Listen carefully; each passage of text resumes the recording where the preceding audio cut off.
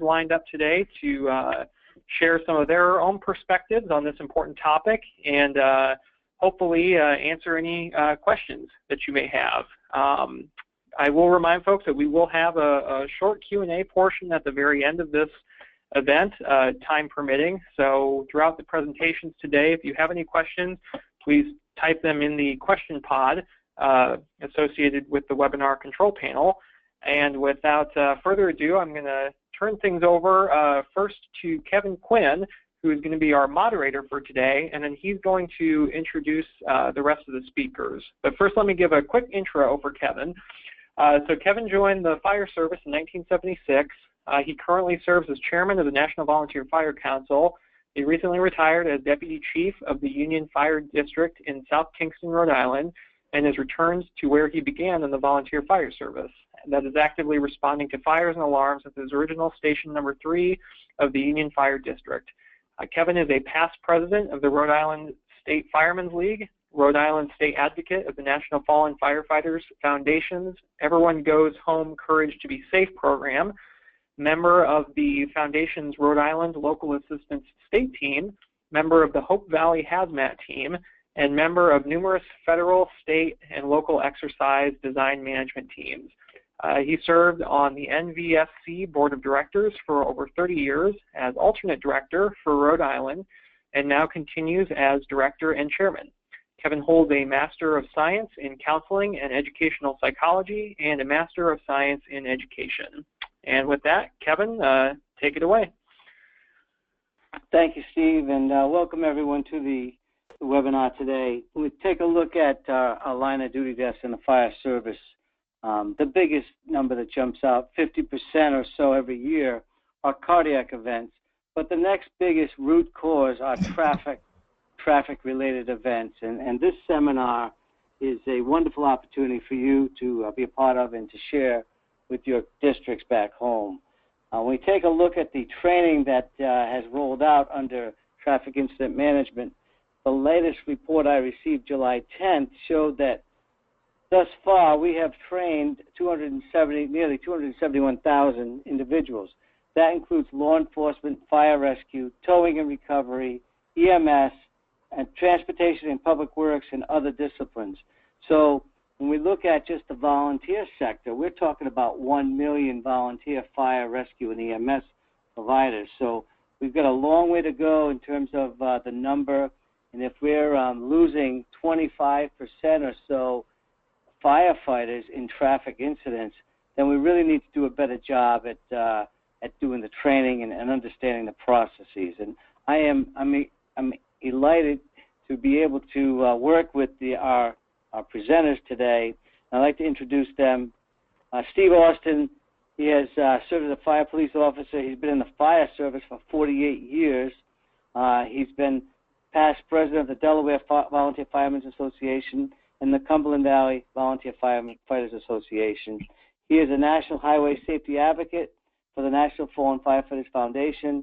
He's also the project manager of the Cumberland Valley Emergency Responder Safety Institute, and I'm delighted to have Steve join us. In addition, we've got another subject matter expert, Mr. Jack Sullivan. He's a managing partner of Loss Control Innovations, a safety training and loss control consulting firm in Richmond, Virginia. Jack has been a part of the Emergency Responder Safety Institute for a number of years. He's been a safety officer and a lieutenant, retired in his active duty of 25 years in the fire service.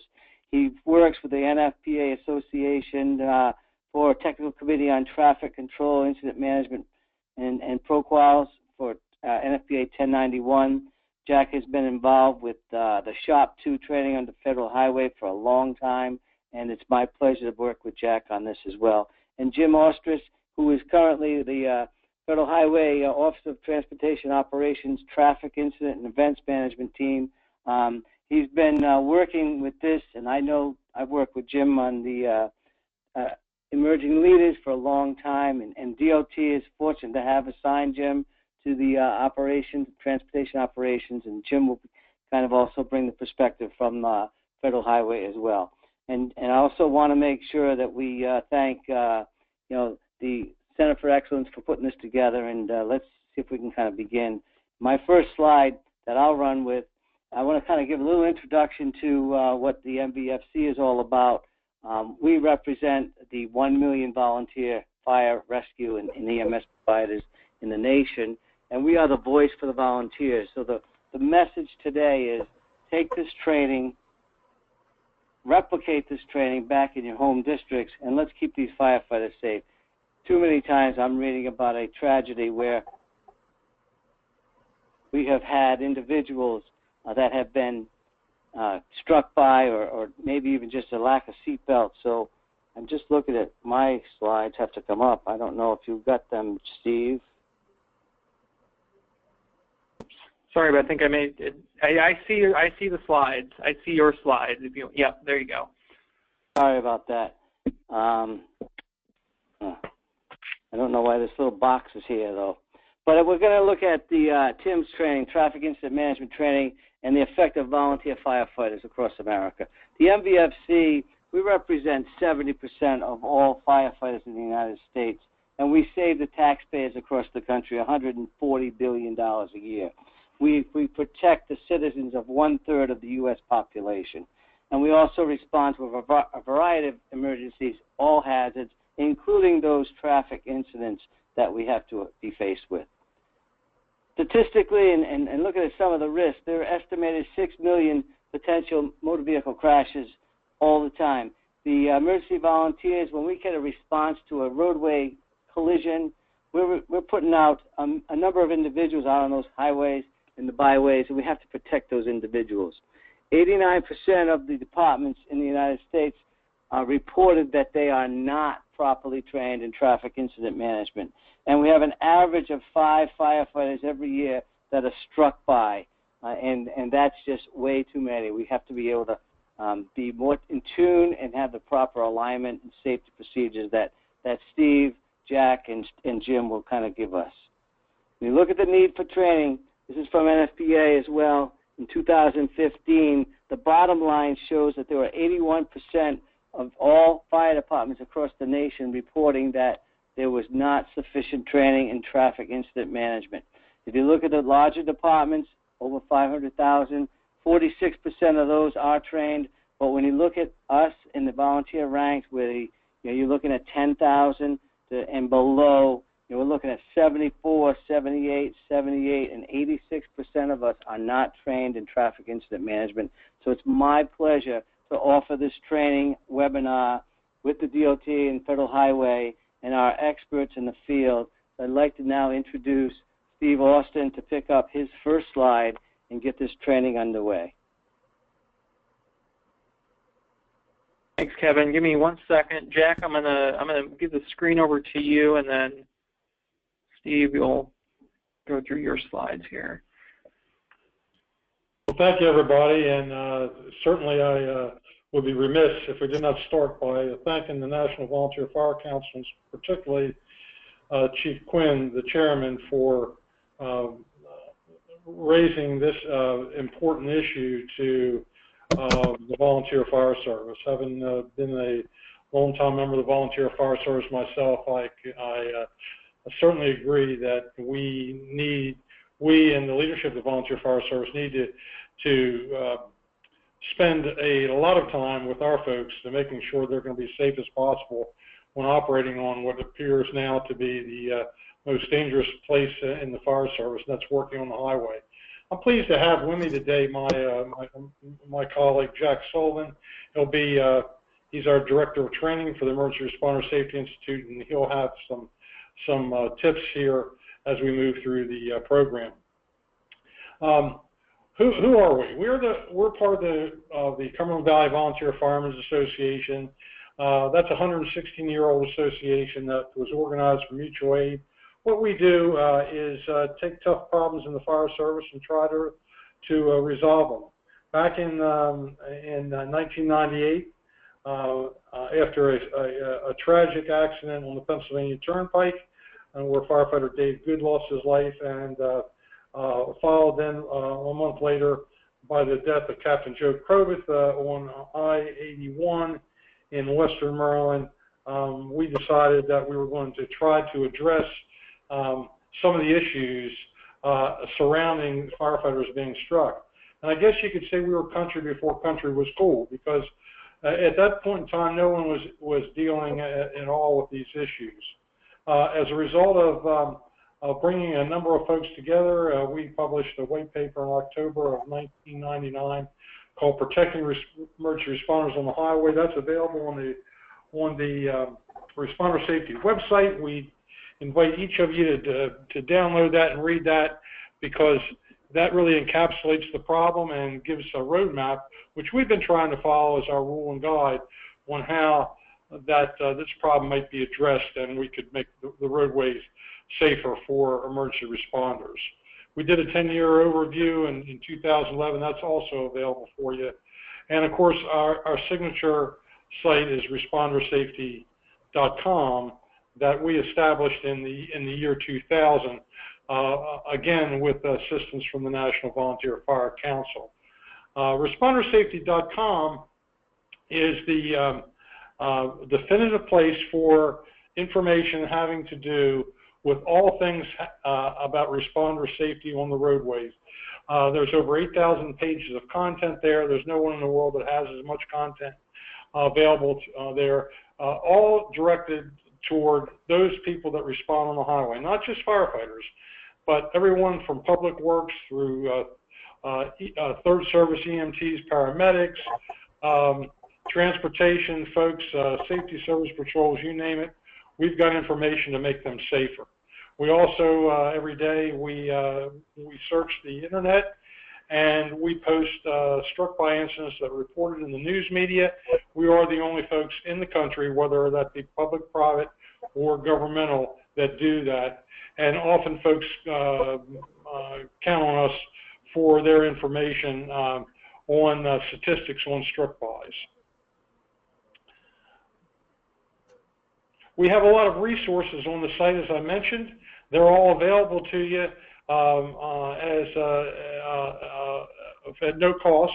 And we support all those major programs that are focused on responder safety and traffic incident management.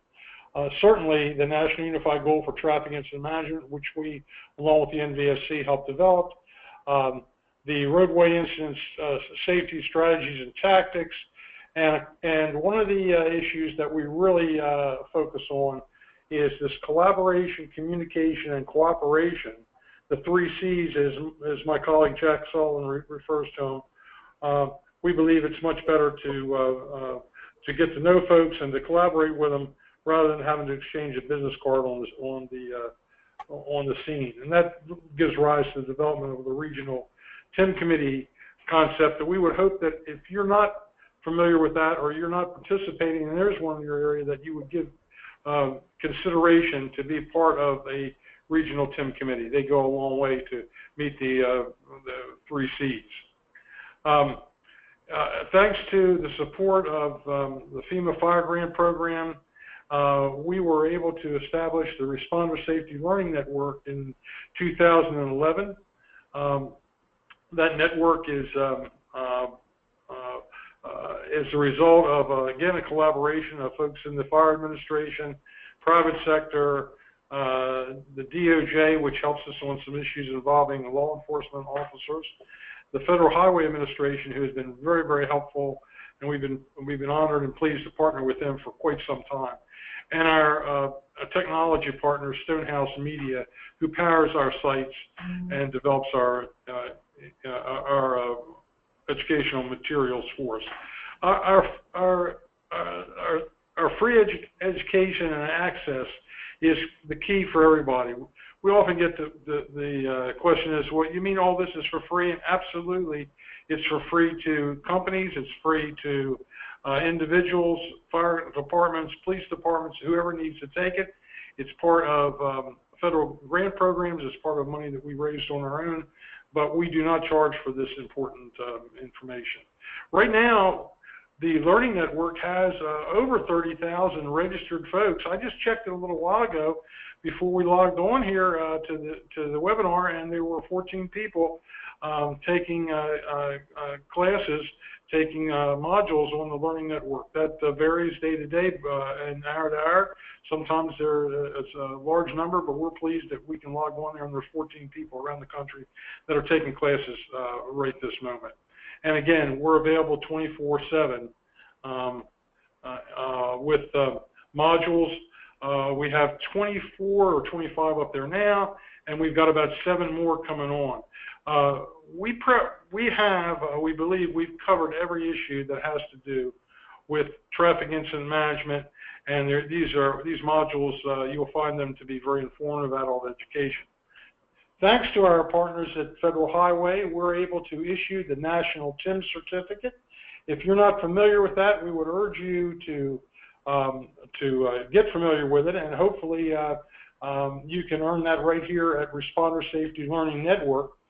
10 of our modules will provide that National TIM Certificate to you. They're self-paced, and those modules and more information about how to do that, because we found right at the Responder Safety Learning Network website where you can register for free, have a secure area to keep your results, and then at the end, your National TIM Certificate with our seal and the Federal Highway seal will print out for you to have. The modules that you need to learn, there are 10 of them. I just mentioned that there were 10, and if you look down that list, you'll see that there are the 10 core areas that the National TIM program focuses on.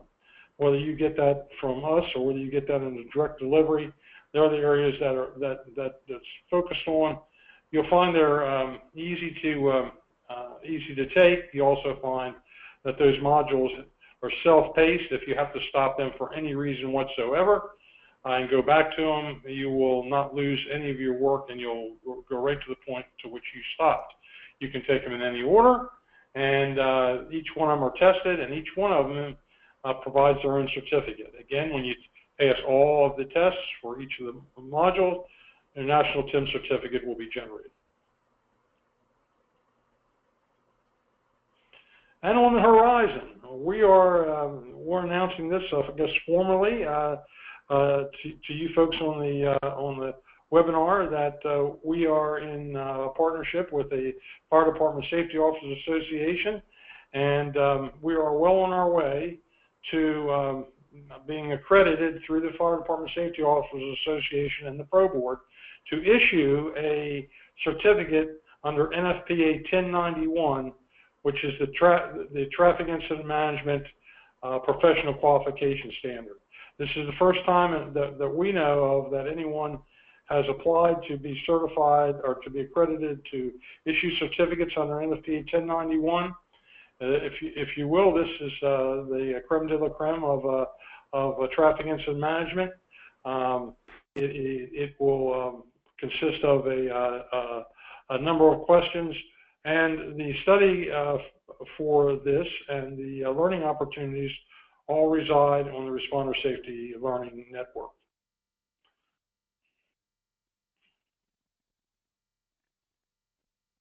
Well, Jack, I think it's time for you to jump in here. All right, thank you, Steve. As Chief Quinn mentioned at the very beginning, I've spent kind of a dual career, part of it in the safety world and my other foot in the fire service.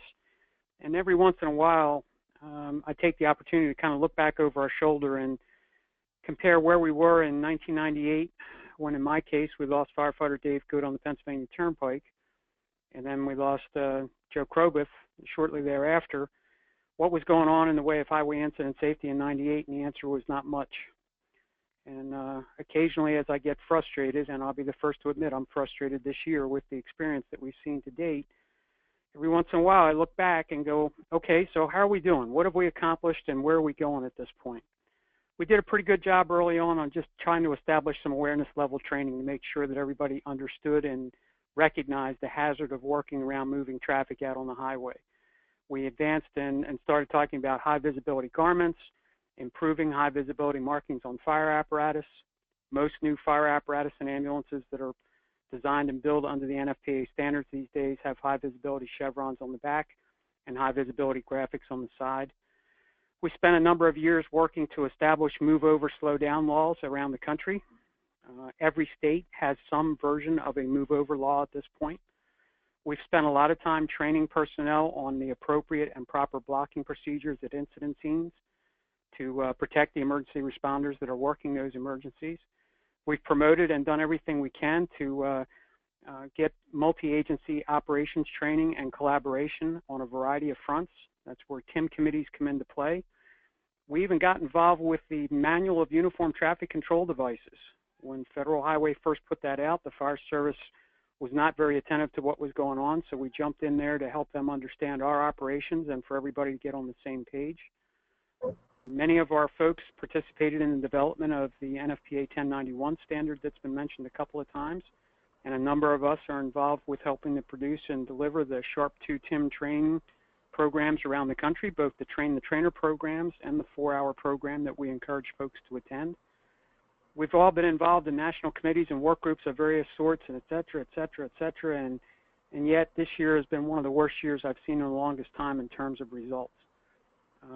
Kevin mentioned at the very beginning that on average we see 5 firefighters that lose their lives on the highway each year from being struck by vehicles. I'm sorry to say that this year, I hope, is an anomaly, but I'm scared at this point that maybe it's an indication of what the future is like. We've already experienced 11 fatalities involving firefighters and EMTs who have been struck and killed by vehicles on roadways. Some of those were on-duty, line-of-duty deaths, although 2 of the incidents that involved volunteer fire departments, the members who were struck and killed were actually off-duty at the time. They were not acting as firefighters, with the most recent being just a week or so ago in Maryland, where firefighter Brian Williams was working his job as a tow truck operator at the time, a volunteer firefighter in Maryland. He was struck and killed at the incident scene on I-95, and his funeral is actually tomorrow. There's been 10 other firefighters and EMTs struck and killed by vehicles this year. Some of them being off-duty will never be recorded in the official numbers that are out there that are tracked on an annual basis. So some of the incidents that we track at the Responder Safety Institute don't necessarily get reflected in some of the national official reports that are generated, but the numbers and experience this year are not good. We're still seeing firefighters struck and killed by vehicles, even at incident scenes where we've got advanced warning placed. People are wearing high visibility gear. Some of these folks who have been killed on the job were wearing high visibility gear at the time and working in an area that had been blocked by fire trucks. In some cases, the striking vehicles have actually defeated all of the operational aspects that have been in place on the roadway and still hit and killed some of our people. And one of the things that I remind folks as we talk about this subject on a regular basis, we tend to focus on line-of-duty deaths and fatalities involving a certain area of operation on a regular basis. But when we do that, we fail to recognize the even greater number of personnel who are struck and injured, or property damage that's caused by drivers who disregard the appropriate signals at incident scenes and run into fire apparatus, police cars, ambulances, whatever the case may be. When we put all of that information together, it's a very significant number. And unfortunately, we don't have a formal way to manage and track that information. As Steve mentioned, a lot of what we do is on a volunteer basis. We don't have full-time people that are working on this project. We have an awful lot of people doing little bits and pieces together that in the big scope of things gets a lot of things accomplished. But the one area that we're still not able to get a handle on are those D drivers that are still out there hitting and killing our personnel on an all too frequent basis. With the 11 fatalities that we've seen this year, that's double the average that we talk about in all of the TIM training that goes on nationally. And it involves a lot of these folks that you see listed here, the ones that are drunk, drugged, and drowsy. Now we have to worry about drivers who are disgruntled, disturbed, and disrespectful. I used to say that when I joined the fire service in 1972 as a young volunteer, standing out on Route 30 with a flag and my helmet on, asking traffic to stop so the engines could back into the station after returning from a call, I didn't really worry about people disregarding my signals and or being struck by a vehicle, because back in that time frame, people tended to respect authority and take the direction from whoever was asking them to do certain things. Nowadays, I would be scared to death to do the same thing because the general mentality of a lot of the folks that are driving is very different, and we need to make sure that we're taking steps to protect our personnel from those folks who are every one of these Ds that you see on this list, and that we kind of classify as just plain dangerous. And I think that's the missing link at this point. Steve mentioned all of the information that has been put together through the help of National Volunteer Fire Council, the Federal Highway Administration, the law enforcement community, the transportation community, all of our experts that we've used throughout the fire service to help develop all of our training materials and things like that. And our focus and attention for the most part has been on the emergency responders. And I think the part that we need to take steps on now is to think about what else we need to do, and I think that involves the public education piece. So we always talk about making sure that all of your personnel have awareness training of the hazard of working around traffic and moving vehicles. We talk about developing strategies and tactics and learning what's going on out in the rest of the world that may help in your particular department. We talk about developing SOPs and standard operating guidelines and using that as a basis for your training for your personnel. And we encourage you to get together with your personnel on a regular basis with those other agencies that you work with on roadway responses, law enforcement, transportation, the towing and recovery community.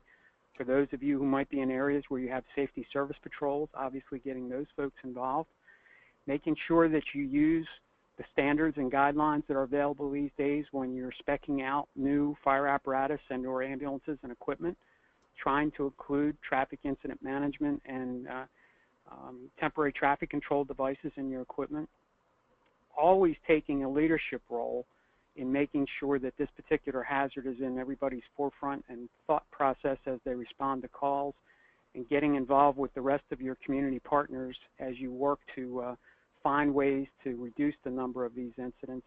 And I think the big part that we've got to add to that equation nowadays is we've got to do a better job of public education. Those D drivers that are the ones that are almost a causal factor in just about every one of these incidents that I review, that's where we need to spend some time and attention at this point. So my advice for you folks in the National Volunteer Fire Service at this point, as you get ready to gear up for Fire Prevention Week in October, many of you do open houses and demonstrations and interact more with the general public probably that week than a lot of other times during the year. Consider adding a component to that public interaction that addresses highway incident safety for our personnel, how to respond to and react to emergency vehicles that are responding to incident scenes, and what to do when they see emergency vehicles parked on the side of the road. Even though every state has a move-over law, we still hear an awful lot of drivers who say they have no idea at all what we're talking about when we say the move-over law, that they're supposed to move over or slow down for our personnel that are on the side of the road. Think about some things that you can do to help educate the folks in your areas during your Fire Prevention Week activities and any other time you have interaction with the public to get them to understand the problem. And it's a significant problem from our end, but it also is for the general public, and maybe suggest some ways that they can help work with us to try and make the scene safer for everybody.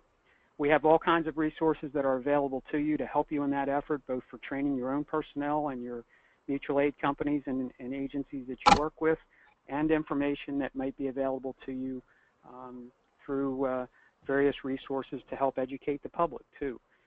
All of it's free. It's readily available to you. It's easy to find, and we're standing by ready to help you in any way, shape, or form that we can. I think Jim Ostrich is going to take over at this point and talk about his perspective from Federal Highway standpoint. Yeah, so Jim, I'm going to switch the screen over to you here. Give me 1 second.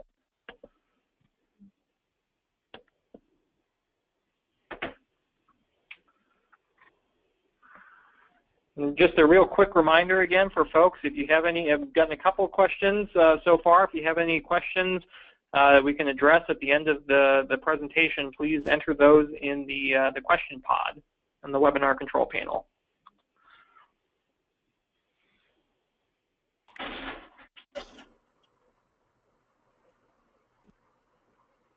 Jim, it looks like we can see your screen, so whenever you're ready. Okay. Thank you, Steve. The only problem I have is I can't see my screen. Oh.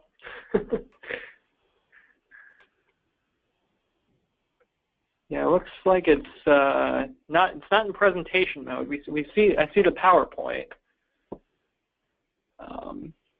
Is it perhaps on the other mic? Can it be drugged to the? There, you're closing it. Yeah. Okay. Can it be drugged to the other monitor? I wonder, or.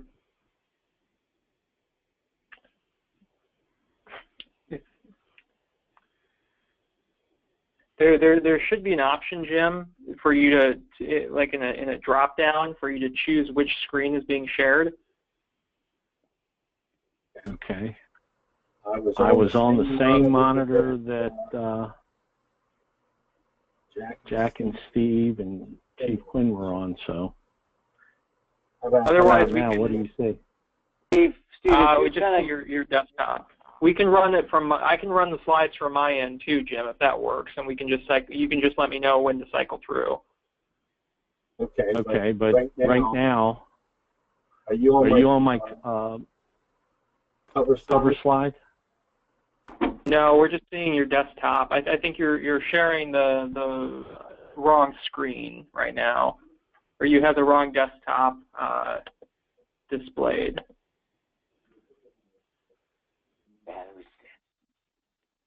Okay, now we see your cover slide or your PowerPoint.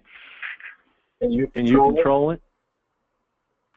Yeah, I can run them from my end, and then just let me know when you want to advance. I got it. I was able to control it now. Okay, perfect. Okay, I'm going to proceed. I apologize here.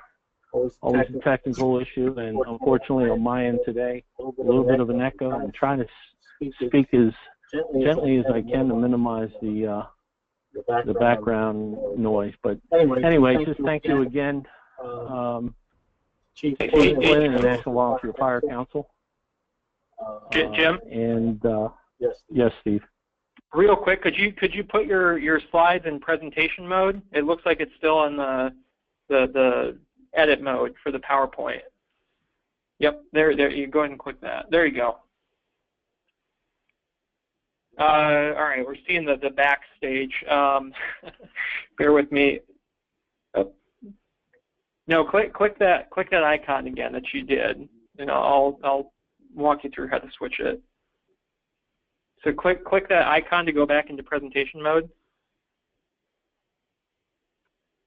And then up in the top left, under Display Settings, do switch Swap Presenter View and Slideshow. There you go. Perfect. Go ahead. Sorry about that. That's quite all right, Steve. Thank God you're here. Anyway, thanks again to everyone taking the time today. Chief Quinn and the National Volunteer Fire Council, Steve Austin, Cumberland Valley Firemen Association, Jack Sullivan. Remarks of this afternoon by these distinguished firefighters, presenters today can't be more underscored and pronounced today. I'm going to go into a little bit of the statistics, but I want to tell folks a little bit about myself. I've spent 27 years in the transportation industry, starting from the private sector, then later transitioned into the public sector. And I spent almost 20 years in the District of Columbia transportation system as the operations chief, managing a traffic management center, and service patrols that on a regular basis work with fire rescue, EMS, police, towing, etc. I later worked almost 5 years with the Metropolitan Police, and again working in relation to traffic crashes and all the statistics and the carnage out there that exists with the D drivers that Jack mentioned earlier that unfortunately are become a bigger problem. And we need to fight back and train our personnel to have a chance. So my first slide here says it all. The danger is evident and it's very real. We can't take for granted being out there. I mean, think about it, 1 death every 15 minutes, 88 a day. The numbers are going up, and crashes are no accident. They're caused by humans, human behavior that unfortunately is what it is. And so, as you heard already, struck by fatalities are now double what they were last year, and things are getting better, or worse rather than better. This slide here, I chose it because it addresses again through the National Highway Traffic Safety Administration, NHTSA, who's a sister administration to Federal Highway, right here at headquarters, that really capture all the crash data, fatalities, injuries, and in particular, the one area that is very alarming that I wanted to stress is the area of distracted driving, which is now considered the new drunk driving. And what I consider probably one of the biggest threats to responders and motorists today. I think we're all seeing it out there as we drive motors. They're using their iPads, their laptops, their phones. It's just unbelievable, and we need to be very aware of this as we perform our duties out in the field. And as Jack said very well, we need to educate the public and for sure educate our responders never to take their eyes off of traffic. Wanted to share with you just a couple of slides from the National Training Program that I had the honor to oversee. This particular map, you know, a picture says 1,000 words, and here you can see the National Training Program that has been mentioned earlier. The states, the current status as of July 10th. The larger number above the one in parentheses is the actual number of responders trained, all disciplines, police, fire, rescue, EMS, towers, transportation, for each one of the states, and the number in parentheses are those that have taken, in person, and then the one in parentheses are those that have taken the training online, either through the Emergency or Responder Safety Learning Network, I should say, or the National Highway Institute. Our partnership that we engaged with Steve Austin and his team has really taken off, and we encourage volunteers to go to respondersafety.com and sign up and take the training to achieve the SHRP2 certificate, along with all the other free training that's available at Responder Safety Learning Network. So, as it has been said, it's still a long way to go. This map here shows the totals again, as Steve said earlier, over, if you look at the lower left, over 270,000 responders trained. But we have a goal, as you will see here in the lower left, of training over 1 million. That number is an estimate, and what this map represents is project Federal Highway Headquarters engaged all the states with in 2014 to establish an estimate of all the responders in all 50 states, DC and Puerto Rico, which is the number that you see in parentheses there, all disciplines combined. So it's tremendous achievement so far, you know, having trained over 270,000, but you can see there, state by state, the progress being made.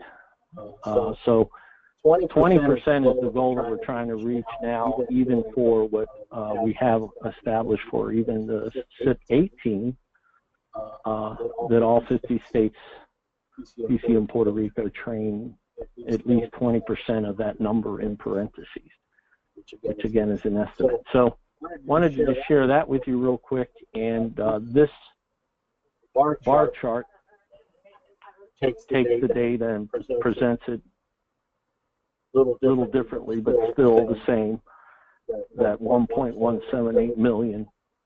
And the fire service, along with fire rescue, along with EMS, we combined the two numbers, are doing very well, as is law enforcement. When I mention law enforcement, we're talking state police, local PD, sheriffs, and all law enforcement combined. Transportation and public works obviously are out there supporting incidents, providing traffic control for fire, rescue, EMS, and law enforcement as they perform their rescue and other duties. And we can never forget our partners in tow and recovery, who also play an important role, along with other disciplines that we're trying to reach. So it can't be underscored enough the importance of this program. The couple last remarks in that I think Jack, Chief Quinn and Steve all made reference to the importance of the training, but each and every one of us plays an important role in reaching our communities, responder, both public and private. And with vehicle miles traveled increasing, and still the imminent danger that I mentioned earlier, it just is important that we make sure that everybody goes home, to use that famous phrase from the fire service. So I thank you for your time, and I think we have a number of minutes. We may be able to go into Q&A, but I also want to take a minute before I stop speaking here and once again thank National Volunteer Fire Council and Cumberland Valley Volunteer Firemen Association and Steve Labyrinth with the National Operations Center of Excellence today for hosting our webinar. Steve?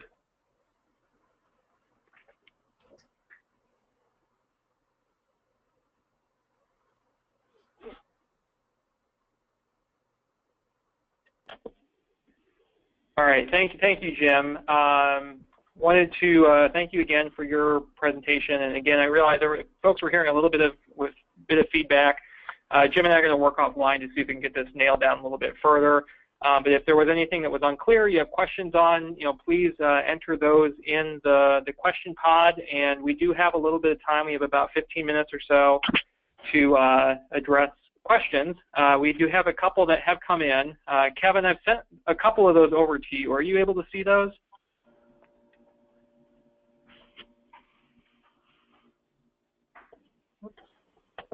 Add up.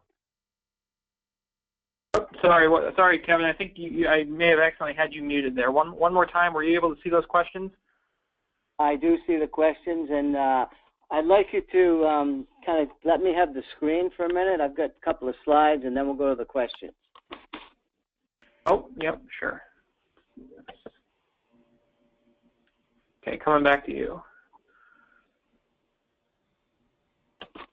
What did you do to me here? There we go. That's not mine, though. Give me a moment. Oh, you're fine. Yeah, I wanted to go to NFPA, the National Fire Protection Association's Standard 1091, and this kind of summarizes the job performance requirements under traffic control, incident management, personnel. I think it's critical for volunteer sector and all of us to realize the importance of 1091. It does help reduce the risk of response personnel in the public through proper traffic control means and training. If you look at this next segment, the crafted with the 3 objectives under 1091, we talk about responder safety when we're on the roadway. We talk about the safe, quick clearance roadway, and reliable, interoperable communications. That's the gist of what we need to do when we're on any kind of a roadway, is to make sure that we're protecting our personnel. When we're losing 5 firefighters a year in a traffic incident that has gone tragically wrong, we need to change that. And those 3 objectives under NFPA 1091 really are the gist of what we have to do differently. And the training that we have available through the DOT and Federal Highway in this traffic incident management is the key to success, so that you're not going to be suffering as Cumberland Valley did when they lost those friends out on the highway. And so we don't want to have to start something fresh again. We want to have to correct it and make sure that we protect each other so everyone goes home. The emphasis and the importance on the partnerships and the coordination of multidisciplinary processes is critical. Law enforcement, public works, the tow and recovery. When you look at the training, and what sticks out in my mind when I teach SHRP2 or I teach traffic incident management, is the tow and recovery drivers. We may be losing 5 a year on average. The tow and recovery are more like 12 or 15 a year, depending upon the numbers that you're looking at. So when we go to an incident, many times we'll clear an incident of everything, and who do we leave left behind is that towing recovery guy or gal out on the roadway, and the dark roadway many times. So we need to kind of look at this interdisciplinary, multidisciplinary protection for all responders, not just the our own personnel in the fire and rescue. We've got to watch out for everyone else. The last thing, we look at this training. The NVFC, the Department of Transportation, and Federal Highway, we're raising the awareness in the volunteer, fire, and emergency sector. We're looking at this traffic incident management train-the-trainer program. We have in-person workshops available, online training available. If you go to the NVFC website, nvfc.org/traffic incident management, the information's there for the training. So it's critical that we kind of grab hold and make good use of this so that we can protect our own. And again, protecting that multidisciplinary approach. I'm going to go into the questions, and I've got to kind of grab this question box, and let's see if I could pick this up a little higher. First question from Martin Grubb. Fire Rescue TV fully supports the efforts of the Fire Safety Institute. I don't know where the question is here. I think it's just a statement. It's an excellent source, daily drills, and it's a little bit of an advertisement as well. So there's other Respond to Safety Institute, Respond to Safety. The resources that Jack and Steve Austin gave us are critical, and we certainly recommend that we utilize those resources. Here's a question. Is there any easier way for me in Tennessee, to access the fire departments that are wanting and receiving TIM's training? Also, our lowest numbers here in Tennessee have received TIM's training, continue to be the EMS providers. Good thought. How can this be improved? How do you think there can be such a disconnect with fire and EMS and transportation agency when it comes to the needs for TIM's training? We have consistently achieved high numbers in getting the training, law enforcement responders, but can't get through to the fire and EMS and even tow and recovery on board here in Tennessee. I'm a supervisor at TDOT Help in Nashville, Tennessee, and I'm also a firefighter in I think that's an ENG, with in a fire department in Tennessee. So how do we get it? I think the websites that we just put out there, the training, whether it's online training or if it's in-person training, we can make that happen through your Department of Training, through any kind of your fire academies can make that happen as well. Steve Austin or Jack, do you want to chime in on that question if you have other response? Chief, I'll take a stab at it. Tennessee has a very robust and strong program for training down there, so I'm not sure why the disconnect, but probably the best thing I can offer to that particular person that submitted a question, we do have points of contact in every state in the country who can help arrange the SHRP2 TIM training. If they want to send me an email after the program, I'd be glad to put them in touch with the point of contact in Tennessee that can put them right in touch with the right people to arrange for training in their area for their department and the surrounding departments. So John Sullivan, the question asker, reach out to Jack Sullivan for the answers. He'll get you in contact with someone in Tennessee. The next question. I'm a 40-year volunteer firefighter EMT in a small rural department. I was also on the SHRP2 committee that developed the TIM training and teach the course in New York. My concern with the online training is that we lost the benefit of having the personnel from all the response agencies in one room, learning each other's SOPs and perspectives. Basic training is useful, but joint training is beneficial. It's not a question from Stephen, but you certainly hit the nail on the head when you say that multidisciplinary interaction in the classroom.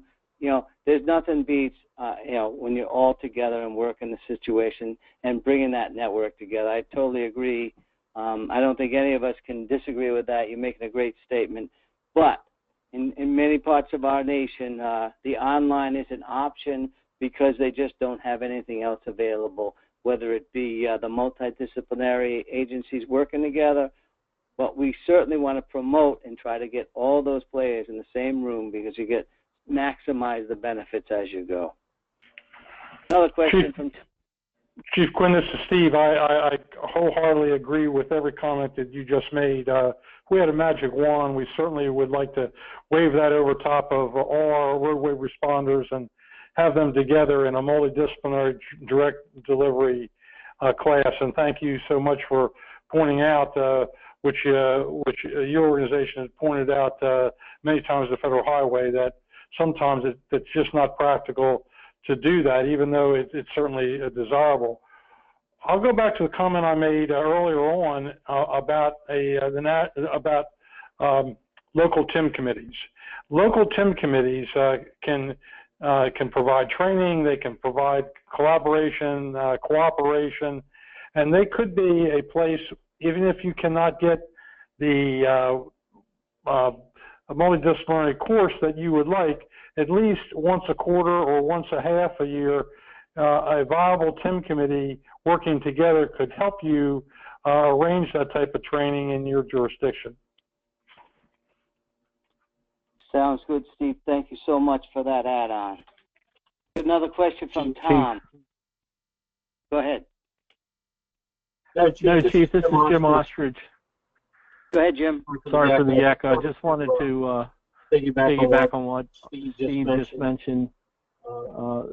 Such an important point. All 50 states, by and large, most all states, DC and Puerto Rico, have some sort, some level of TIM committee. And if any of our participants today would like to get in contact with them, shoot me an email, and we'll be glad to connect you with the leaders of the TIM training program in your state. So thanks, Chief. Great. And Steve Laurent, you'll put up that contact as we go near the end of this in about 7 minutes, I'm sure. There's another question from Tom. Tom lives in a rural county in California. According to Tom, the California Highway Patrol officers will not wear traffic vests in general on incidents.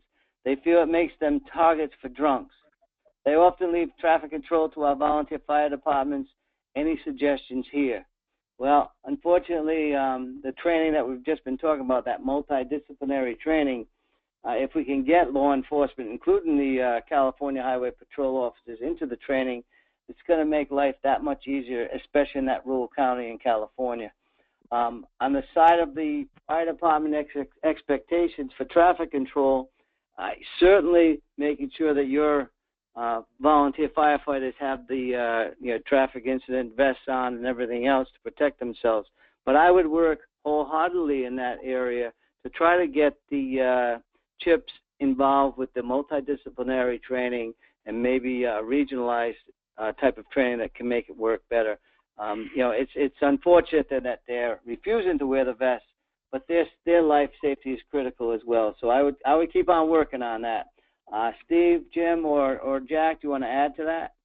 Yeah, sure. I would like to jump right in here because we have an excellent module on the Responder Safety Learning Network that was developed by police officers for police officers that educates and also debunks many myths involving law enforcement and high visibility vests. We can tell you that in our conversations with high levels of leadership in law enforcement, they are concerned about this issue. It just as the listener from California is. This is something that we deal with almost every day, especially those of us that are still on the street. It's an educational process, and it's something that's in the culture of law enforcement. And while it seems foreign to us in the fire service, who changed our culture very quickly to wear high visibility vests, it's been more difficult for law enforcement.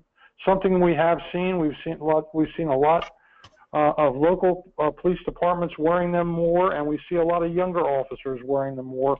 We see a lot of highway patrol and state police wearing them less. So take a look at our module. You'll find it to be very, very interesting.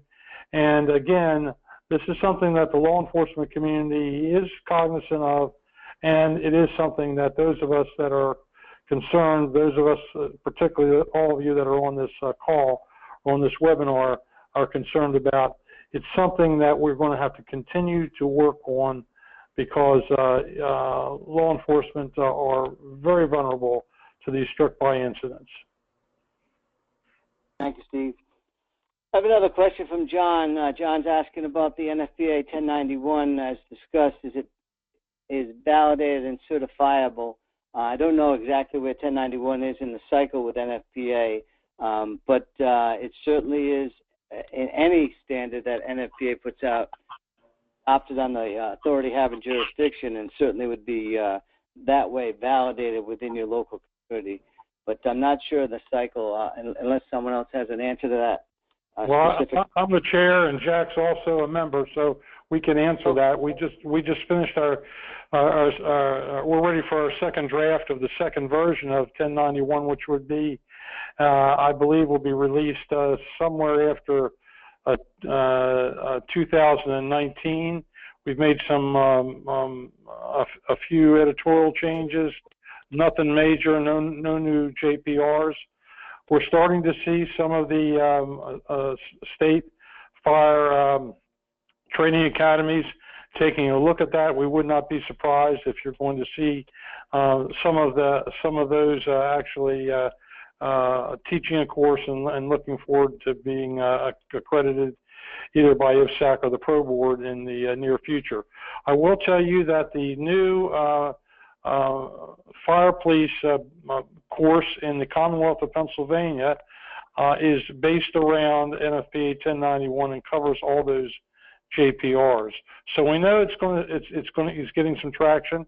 It'll be a while before everybody gets on board with it, but it's a significant milestone, the fact that there is a standard for traffic incident management, and we're pleased to be a part of that. All right, that's perfect timing, because I promised Steve Lawrence that we would have 1 minute left for him to wrap this up. I want to thank all the participants for your engagement here and for your involvement in the critical pieces to get this training in effect in all the communities across the United States. So, Steve, if you would wrap us up, please. Absolutely. Thanks, Kevin. So, again, I wanted to like Kevin and others have said, thank everyone for taking the time to attend the webinar today. We are recording all of this. We recorded the webinar today, and following the event today, we're going to have a recording of the webinar and then all of the presentation supporting material as well. This will all be accessible for download from the National Operations Center of Excellence website. I've got the link up here right now for you all to see, transportationops.org. We have a bunch of other great resources associated with this topic area, including a similar webinar that we did back in May with Jim and a few others on the towing and recovery community focused on traffic incident response. So I encourage you to go to our website, register, and you can view the archive presentation material and participate in our discussion forums, and happy to answer any other questions through that portal that you may have on this topic. So once again, thank you all this afternoon, and that concludes today's webinar. Thank you, Jim, Steve, and Jack. Appreciate it. Thank you, everyone. Thank you, Chief.